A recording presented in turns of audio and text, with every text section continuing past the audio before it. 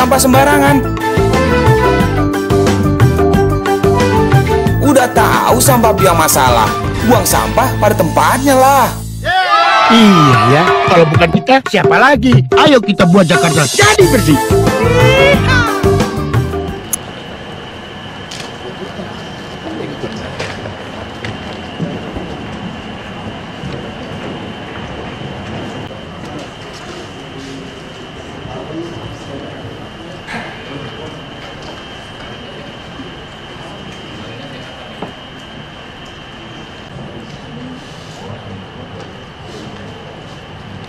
Assalamualaikum warahmatullahi wabarakatuh.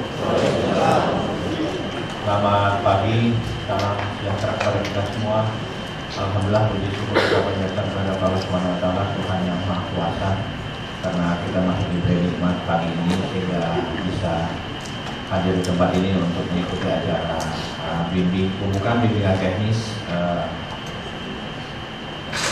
pengoperasian atau pemanfaatan e-budgeting di Provinsi DKI Jakarta yang sudah harus kita mulai 2014, tapi dengan segala keterbatasan 2015 terpaksa kami melakukan pembimbingan kepada Bapak Ibu dan sekalian, saudara sekalian. Pak Wakil Gubernur yang saya hormati, Pak Gagat narasumber dan teman-teman SKPD, langsung saya laporkan Pak Wagub, hari ini kita akan membuka bimbingan teknik budgeting sehingga semua sudah paham, dan diharapkan nanti paling lambat semua 5 Oktober semua sudah bisa mengoperasikannya, memanfaatkan, dan dengan demikian apa harapan Bapak detail disampaikan kepada DPRD sampai uraian rincian itu bisa mereka teman-teman bisa paham. Kemudian mohon kepada Bapak untuk memberikan arahan serta membuka acara ini yang akan berlangsung selama seminggu berturut-turut. Kalau memang diperlukan kami akan mengundang terakhir nanti kepala SKPD-nya sekaligus mendapatkan arahan dari Bapak. Hari ini hadir pejabat struktural termasuk pelaksana langsung dari budgeting di SKPD masing-masing. Terima kasih. Assalamualaikum warahmatullahi wabarakatuh. Yang saya hormati Pak Andi, Kepala Bapeda dan jajarannya, juga narasumber Pak Gagat dan seluruh yang hadir pagi ini. Selamat pagi, salam sejahtera kita semua. Ini pertama-tama tentu saya mau sampaikan bahwa kita tahun depan itu sudah tidak ada lagi toleransi ada yang cari-cari alasan untuk tidak mengisi harga satuan atau apapun untuk menghalangi e-budgeting. Ya, dengan segala kesulitan kita tahu kita tidak mau mentoleransi itu, dan juga saya harap ini yang bagian teknis ini jangan mau lagi diperintah oleh atasannya sekalipun untuk bermain misalnya dengan oknum DPRD untuk tiba-tiba memasukkan sesuatu yang di luar kewajaran. Karena kenapa? Kita tidak ingin saudara yang masih muda punya peluang panjang di DKI itu dipecat nanti. Karena sistem ini langsung akan dibaca, sistem keuangan yang dengan elektronik seperti ini, langsung kita lihat, kita bisa membaca perilaku orang sebetulnya. Dan jangan mau jadi korban atasan. Dan untuk yang pejabat eselon, kita pun tidak ada lagi mencarikan dia jabatan eselon. Langsung dia akan copot jadi staf. Nah, sehingga staf-staf yang ada itu boleh mengajukan jadi eselon. Kita bayangkan 72.000 pegawai, jabatan eselon 6.000, kapan naiknya yang 66.000 ini untuk mendapatkan posisi eselon. Nah, kita udah lihat, saya nggak tahu beberapa dari saudara yang direkrut dari angkatan tahun 2010. Kita melihat ada satu harapan dari hasil tes beberapa kali, hampir semua 2010 itu relatif mayoritas bagus-bagus sekali. Nah, sekarang kita tidak ingin yang lulusan 2010 yang sudah bisa menjabat eselon, yang ngerti komputer, yang ngerti segala macam ini, jadi ikut-ikutan atau merasa frustrasi karena tidak ada perubahan. Nah, sekarang kita terbuka kesempatan itu. Nah, siapa yang menguasai e-budgeting dengan baik, dialah yang akan menjadi pejabat di DKI ke depan. Makanya sistem ini, jadi di sini tidak bisa lagi berlaku orang mengatakan, kamu tahu apa? Baru umur berapa kamu? Baru berapa tahun kamu di DKI? Tidak. Ini semua sistemnya tiba-tiba semua baru. Jadi orang yang tidak mau belajar, dia sama aja mau saja, nggak ada kelebihan jadi di PNS di sini sekian tahun. Sama ketika saya pertama kali jadi anggota DPRD tahun 2004, saya kebetulan di panitia anggaran. Dan kebetulan pemerintah Indonesia kan kita menerapkan yang namanya anggaran berbasis kinerja itu tahun 2001. Dan itu pemerintah kita memutuskan 2006 baru seluruh Indonesia berlaku. Dan kebetulan Kabupaten Belitung adalah proyek contoh tentang berbasis kinerja. Itu 2001. Waktu saya masuk di anggota DPRD 2004, saya menemui pejabat-pejabat yang sesungguhnya itu baru 3 tahun kan pengalaman untuk yang namanya berbasis kinerja. Nah, apa yang terjadi? 3 tahun saja belum tentu orang mengerti kalau dia tidak mempunyai basis keuangan. Dan gawatnya selama ini kalau ada pelatihan-pelatihan yang datang itu bukan si pejabat absen, yang datang ini yang bawahan-bawahan stafnya. Stafnya tidak ngerti miskin, jago komputer memang, jago komputer. Nah, waktu kami panggil di DPRD dengan di anggaran, tidak ngerti dia. Dia tidak ngerti prinsip berbasis kinerja itu uang mengikuti fungsi sebetulnya. Tapi yang dilakukan mereka itu apa? Pokoknya kamu, saya sampai sini juga, terusan Bu Yani juga sama masih kita di Bapeda. Masih ketika kita mau kurangin anggaran, sudah ya kebersihan kurangin 10, 20, 10, 20. Itu bukan berbasis kinerja. Kalau berbasis kinerja itu tidak berbicara kurang 10 atau tambah 10 atau kurang 20, bukan. Tanda prioritasnya mana? Nah, saya sampai kasih keterangan seperti kita, kan orang Belitung kan suka kirim anak kuliah di Jogja, di Bandung. Kalau kita terima uang, tidak ada yang seberapa. Kalau kebutuhan anak kita itu di Bandung sekian, ya kita kirim dulu, sisanya baru kita ngatur. Nah, sekarang juga sama, cara menyusun anggaran itu sama di Jakarta. Bukan membatasi, ini nggak boleh. Jadi kalau berbasis kinerja, bisa sebuah SKPD dipotong sampai 90% APBD-nya, anggarannya. Atau SKPD bisa naik 2000%, bisa. Tergantung Anda butuhnya apa sekarang ini. Nah, budgetingnya akan mengontrol, mengunci itu semua. Nah, waktu saya jadi DPRD, saya mulai ngerti, ini pejabat tidak ngerti. Saya sampaikan ini kalau ada berbasis kinerja dengan cuma plus 10, saya panggilkan pegawai yang ngerti, itu udah pulang aja saya bilang. Kalau di DPRD kan enak, ada imunitas, boleh usir pejabat, pulang-pulang aja, saya nggak mau temuin Anda. Panggil anak buah Anda yang ngerti. Saya panggil, tolong kasih saya soft copy-nya di Excel aja kan. Saya kerjain 10 menit. Ini Excel, cuma bikin rumus semua plus 10%, apa yang susah? Kurang 10%. Nah, itu yang terjadi. Akhirnya lama-lama nilai satuan itu tuh tambah lama tambah tinggi. Padahal inflasi belum tentu. Bisa contoh PU. Saya mulai berpikir, salah di mana ya PU bisa begitu tinggi, harga satuan PU begitu mahal. Dan sialnya semua bangunan apapun merujuk ke harga satuannya PU. Loh, PU kenapa begitu mahal? Saya baru ingat, bapak saya kontraktor. Dulu ketika dolar naik turun, itu terlalu banyak adendum dalam kontrak itu. Nah, akhirnya diputuskan, dia bayar adendum, tahu dolar tidak stabil, dinaikkan aja 10%. Tiap tahun ditinggikan memang untuk mengantisipasi dolar yang tidak stabil, karena banyak adendum. Tapi yang terjadi apa? Karena berbasis kinerja plus 10% terus, dolar udah stabil, yang kenaikannya tidak dikoreksi harga satuannya, makanya terjadilah PU. Kalau kita koreksi kemarin, saya berani potong 40% loh, 45% sebetulnya. Proyek PU itu saya berani potong 40, makanya saya minta potong 25, biar 15 tuh masih bisa lah bergerak-gerak. Kita nih, negara kita nih masih ada sistem upeti kayak zaman Mataram, Majapahit, Sriwijaya katanya gitu loh. Upetinya anak lulus STPDN udah tamat pun dipaksa upeti. Kepala dinas Kasudin disuruh upeti, puskesmas disuruh upeti, sampai sekarang terjadi. Nah, saya tidak mau potong langsung, ya sudah nggak apa-apa, kasih full saja 2 tahun ini. Saya tahu semua permainan di sini, karena saya bantu 1 tahun penuh, ditambah saya memang orang panitia anggaran. Nah, saya di DPR RI lagi, jadi badan legislasi, jadi bupati lagi. Saya tahu persis semua permainan uang seperti apa. Nah, saya pernah jadi pengusaha, anak angkat bupati lagi, setoran seperti apa. Dulu kan masih kolonel jadi bupati.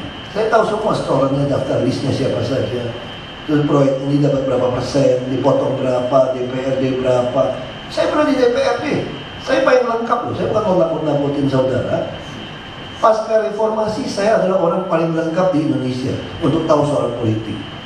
Dari susun partai baru, verifikasi, dari ketua partai sampai sekjen partai, sampai ngumumin KTP, semua saya ngalamin. Saya betul-betul dari bawah berpolitik. Pasca reformasi, mereka senior saya bilang sama saya, kamu tahu apa? Oh, kami berpolitik dari sejak dulu. Itu dulu, saya bilang. Zaman cuma jilat-jilat pantat Pak Harto, kamu dapat pangkat. Ini beda, saya bilang. Kalau kamu berpengalaman politik, kamu harus belajar sama saya. Ngomong sombongnya begitu. Karena pasca reformasi saya paling tahu apa yang terjadi di kita politik. Nah, sama seperti keuangan, saya orang keuangan. Makanya saya begitu baca laporan keuangan, saya sudah tahu orang ini nggak beres. Nah, kemarin pas 1-2 tahun dimainkan, kita ngomong sampai malam-malam, rapat, semua anggaran dicoret, nggak ada guna. Makanya saya minta Pak Gagat membuat sebuah sistem e-budgeting, saya bisa kontrol, dari situ saya tahu. Nah, kenapa tahun ini gagal? Ada kecenderungan memang menggagalkan. Tidak, betul Pak Gagat ya? Memang menggagalkan. Nggak apa-apa, saya full saja.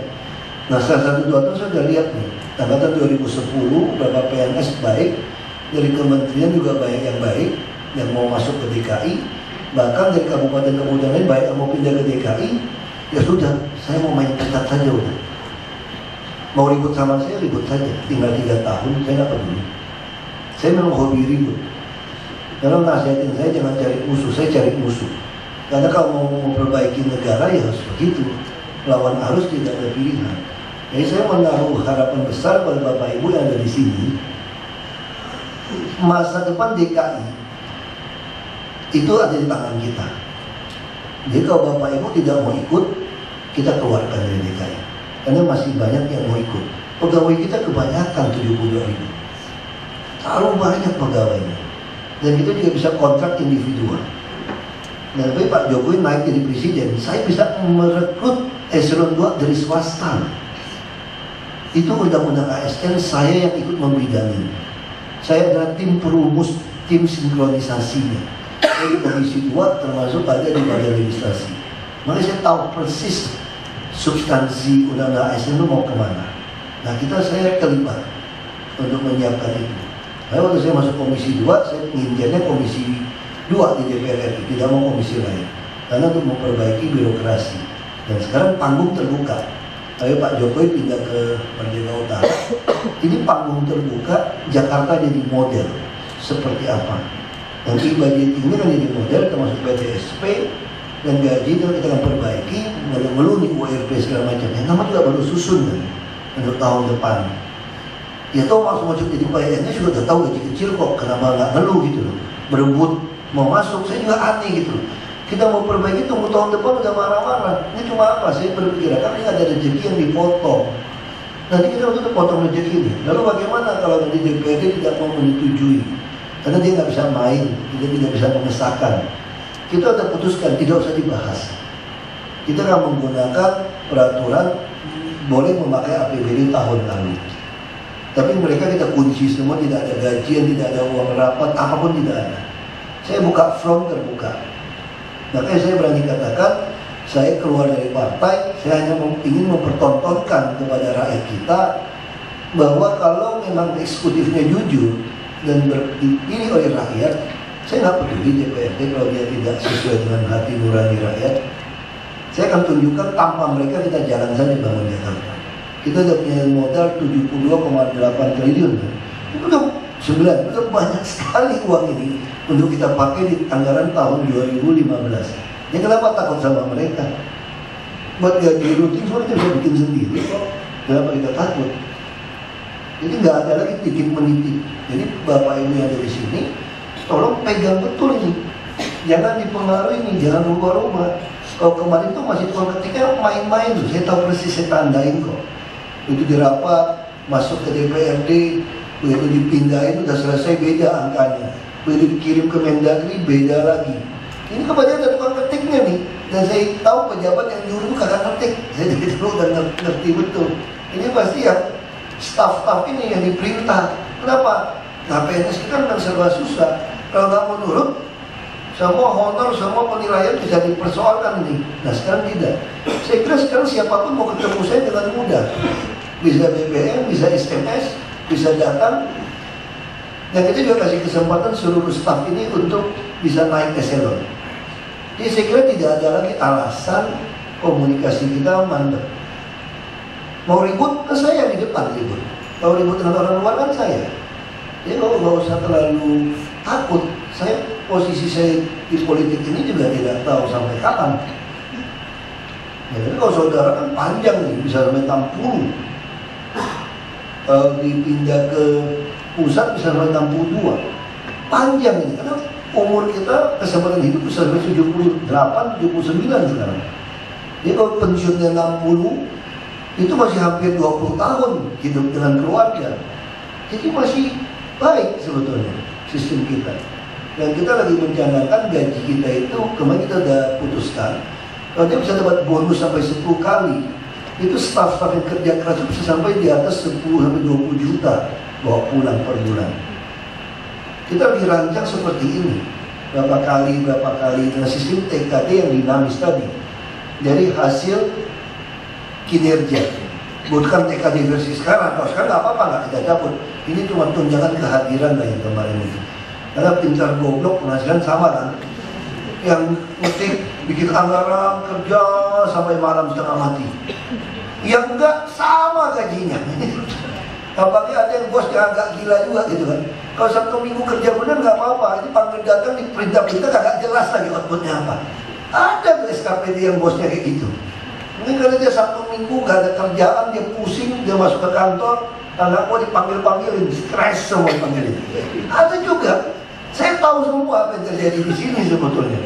Nanti lagi mau pindah pasangin CCTV semua tuh, semua lantai kalau keluar masuk itu. Saya pengen lihat ini rajin atau tidak. Di Sabtu Minggu kerja belum tentu rajin loh. Bisa saja bosnya lagi nggak bisa tidur, takut di rumah, kurang kerjaan. Anak buahnya yang stres. Nah, saya nggak itu suka mempersulit orang sebetulnya. Saya kalau kemana-mana juga saya nggak itu suka diladenin apa, nggak usah, saya bisa urus saya sendiri. Yang penting kita bisa kerjasama dengan baik. Ya, saya harap sekali lagi 1 minggu ini bisa latih dengan baik, dan kita 2014 susun anggaran dengan baik. Nah, sekali lagi berbasis kinerja, bukan plus minus berapa persen, ngurangin orang berapa persen, bukan seperti itu. Nah, prioritas kita ini apa? Bangun sebanyak mungkin rumah susun. Rumah susun yang apartemen bila perlu, yang 20 lantai, 50 lantai, 40 lantai pun nggak apa-apa, selama biayanya pas. Supaya orang-orang ini tidak jauh kerjanya. Itu rumah susun harga kos di tengah, tapi khusus yang kerja. Nah, saya kira buat PNS kita saja sudah lumayan dapat banyak kalau untuk tinggal di situ. Tapi nggak boleh dijual, nggak boleh oversewa, karena pasaran apartemen 9 juta. Yang kasus rumah susun kita 150.000, dia jualin 2 juta. Oknumnya main. Jadi orang miskin nggak pernah dapat. Nah, jadi rumah susun, jalan harus beres, sungai-sungai inspeksi harus beres. Ini kan yang utama. Kalau soal Transjakarta segala macam sudah kasih ke PT. Soal light rail semua kasih ke PT. Kita cuma tugasnya itu. Soal sampah kita mesti beresin, bangun ITF atau bikin ya mau insenerator di mana-mana kita harus siapkan. Nggak ada lagi jalan yang berlubang. Semua jalan di kampung-kampung mau 2 meter, 3 meter di hotmix yang mulus. Karena itu menjadi ruang terbuka bagi lansia dan anak-anak. Orang lansia mau pakai kursi roda gimana kalau depan rumahnya saja jelek? Dia nggak usah ruang terbuka hijau lah. Jalan depan rumah mulus saja. Itu udah menolong orang kampung itu nikmati. Dulu di kampung saya begitu di hotmix, aduh orang itu sampai duduk baring-baring di depan kampung itu hotmix. Serius, karena gimana dia begitu licin gitu mulus. Mereka bawa mobil di sana tuh kita nggak berani di setir kiri terus, mesti di tengah. Kalau bisa ketemu orang lagi duduk-duduk udah malam di pinggir jalan ini, duduk di jalan, dan kita nggak lihat. Dan sampai apa tuh? Buat pacaran di jalan itu, saking duduk enak bersih gitu loh.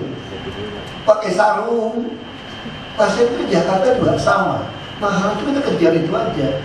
Semua sungai inspeksi kita rapikan, kelihatan Jakarta berubah. Beli tanah juga. Jadi tanah-tanah di kampung-kampung yang begitu padat, Kita tawar aja beli tanahnya siapa di sana. Kita beli langsung kita ubah jadi taman dan tempat olahraga. Tapi jangan di pinggir jalan raya. Nah di Jakarta beli aja terus. Ada embung orang, ada empang, beli saja. Ada kebun Pak Haji, kebun buah-buahan, kita beli saja. Tetap kasih beliau yang rawat dan kelola. Yang embung dapat ikan juga kita beli saja. Tetap kasih masyarakat yang kelola. Kita kasih bibit. Mau ternak kambing juga kita beli saja tanahnya. Tetap mereka yang kelola. Kan kita butuh serapan air untuk jarum hijau. Nah kenapa kita nggak beli, dapat dibeli dari pengusaha properti dia buat apartemen? Kan repot kita.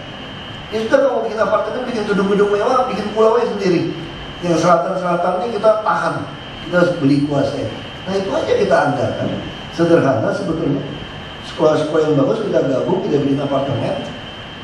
Uang kita banyak, dan saya perkirakan uang kita bisa capai 100 triliun. Bisa di atas 100 triliun sebelum kami tinggalkan ini. Target kita tuh 120 triliun. Nah kalau itu bisa capai, kita sudah sejajar dengan kota dunia lain. Nah 2018 kita pertontonkan kepada dunia, kepada negara Asia, bahwa Jakarta berubah, Indonesia berubah. Itu target kita dengan Pak Jokowi. Jadi 2018 di Asian Games kita buat show off bahwa Jakarta sudah berbeda dengan tahun 62 dan lonjakannya jauh sekali. Nah itu yang mau kita lakukan, bukan sama-sama saja seperti itu. 4 tahun ini kita kerja keras untuk bereskan ini. Nah kerja keras kunci di Bapak Ibu di e-budgeting ini. Jadi kalau Bapak Ibu keberatan, tidak sesuai, ajukan mundur saja supaya ganti orang lain. Ini Pak Gagat juga kalau latih orang yang tidak mau itu kita ganti Pak. Nanti yang di ULP, yang di e-budgeting, semua sistem gaji TKD itu harus dirancang berbeda. Nanti bertahap kami. Ya kita mau menghargai orang yang kerja, orang yang jujur.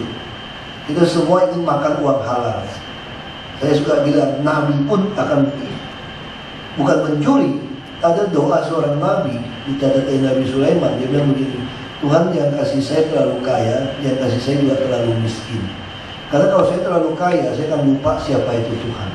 Jadi kalau saya juga terlalu miskin Tuhan, saya takut saya mencuri dan merusak namamu. Nabi aja bisa ngerasa bahaya kalau orang sampai nggak cukup. Jakarta ini biaya hidupnya besar. Beda dengan kampung saya. PNS kalau 1 minggu pulang ke laut, ngambil laut itu makanan 2 minggu sudah beres. Istrinya mancing itu beres. Gaji kecil bisa kredit motor. Jakarta kencing aja bayar. Itu tuh persoalan Jakarta. Tapi kita juga tidak bisa masuk ke orang yang pengen punya jam tangan yang 1 miliar, jam tangan pengen gitu banyak, atau pergi operasi plastik terus. Ada juga yang teman-teman gitu kan. Ya, jadi saya kira nggak bisa. Kalau kita hidup seperti itu, mau beli tas yang mahal, mau beli baju merek yang mahal. Saya hanya punya 1 jam tangan. Saya nggak ada jam tangan yang lain. Kalau mau jam tangan saya kasih lagi orang lain. Karena saya hanya bisa pakai 1. Saya ganti-ganti juga repot, nanti mati nih. Pusing. Jadi yang untuk apa? Seperti itu. Nah sepatu saya cukup banyak. Kenapa? Cari sepatu besar agak susah. Jadi kalau saya pakai cocok, saya bisa beli 2, karena bisa datang lagi repot. Nah saya beli sepatu juga ya tidak, ya biasa-biasa saja lah. Rockpot itu kalau lagi diskon bisa dapat 400, 600, kadang 800. Ini bantalannya enak. Nah, saya juga punya sepatu mahal. Saya dari kecil udah pakai sepatu mahal. Karena lahir dari orang cukup lumayan. Bujangan saya pakai sepatu Beli masuk hutan, karena adik saya sekolah di Swiss. Jadi sekarang cocok nggak pakai sehari-hari. Sakit juga, kita lebih suka bantalan yang kayak adik. Jadi yang sederhana saja lah. Saya jahit baju masih di Fengsin yang dari saya kecil jadi di Jakarta. Sekarang Pak Jokowi ikutan jahit ke situ. Nah, ini cukup cocok nih, lumayan dia jahit baju presiden ini. Itu murah. Terakhir aja nih kalau dinaikin mutu jasnya lebih mahal. Dulu jas saya itu hanya harga itu di bawah 2 juta, 1,5 juta saja. Pakai ya oke lah gitu. Di factory outlet juga banyak merek-merek bagus gitu. Oke lah, cuma tahu lah yang merek yang bagus kalau jelek itu bisa ada somplak sedikit, ada panjang sedikit. Nah, orang kan itu tahu juga. Ya kalau tangannya agak panjang sedikit, kamu jahit sedikit lah kalau lebih murah gitu. Ya tapi itu oke lah. Saya pikir saya pakai baju udah gitu. Sekarang ya lumayan karena jadi pejabat, mau nggak mau Pak Jokowi kasih saya baju terus tuh. Nah batik saya lama-lama pun saya over kasih kepada pegawai, pada ajudan-ajudan. Kalau banyak di lemari buat apa? Nah sehingga kita harus belajar hidup seperti itu. Bayar anak sekolah baik, yaitu investasi kita harus bayar. Jangan aja saudara kalau punya uang juga jangan deposito, beli tanah saya di kampung kan, ternyata kan orang dari Jawa di mana ada, ya belilah tanah 1-2 hektar atau berapa untuk hidup saudara, itu masih murah. Maksud saya kalau di kampung itu masih ada yang murah loh. Saya dulu beli tanah 1-2 hektar, 1 hektar itu berapa duit? 2 juta, 3 juta dibeli itu. Itu betul-betul 2 juta, 3 juta. Itu pun orang maksa-maksa, tolong pak, beli pak, udah orang lain jual 1,5 juta sama saya 3 juta ya. Ya sudah, ya nggak rugi gitu loh. Selama kita pengen nolong orang, terus hidup ini ya santai-santai saja lah. Yang penting kita kerja, ada gaji masih bisa. Nah saya terusan, saya agak semangat ini dengan angkatan 2010 ya. Saya semangat sekali, betul-betul baik. Nanti rekrut ini juga akan lebih baik. Kalian juga akan lebih baik. Kita juga minta tes 3B sudah boleh tes sekarang. Walaupun jabatan eselon di 3C. Tapi saya mau tahu juga 3B seperti apa supaya tahun depan dia sudah 3C sudah bisa langsung di posisi struktural. Kalau tidak masuk ke struktural bagaimana? Emang dipikirin. Yang penting bawa pulangnya bos. Kira-kira gitu kan. Nah kita pengen rancang nanti PDSP Bapak Ibu juga boleh kerja dekat rumah supaya bisa ngurus anak, ngurus orang tua, ngurus suami, ngurus istri.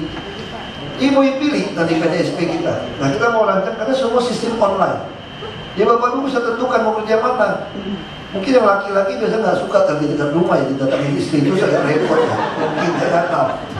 Tapi kan bisa saja kan mau dekat mertua atau ipar atau siapa yang sakit kan bisa kita nungguin.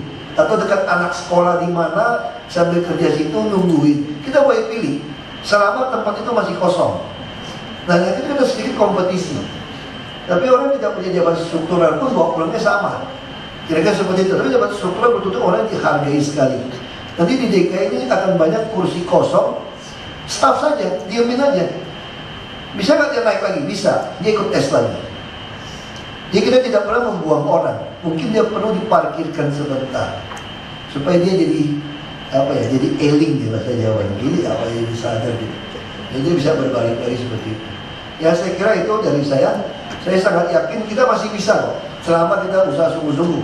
Manjada wajada, jangan wajanda ya. Itu kurang bagus itu. Saya kira itu. Terima kasih. Ya, saya langsung.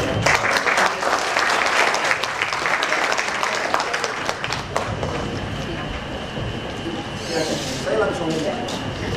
Ini dari mana? Oh, bisa kan? K2 Oh, K2 dia pakai. Boleh.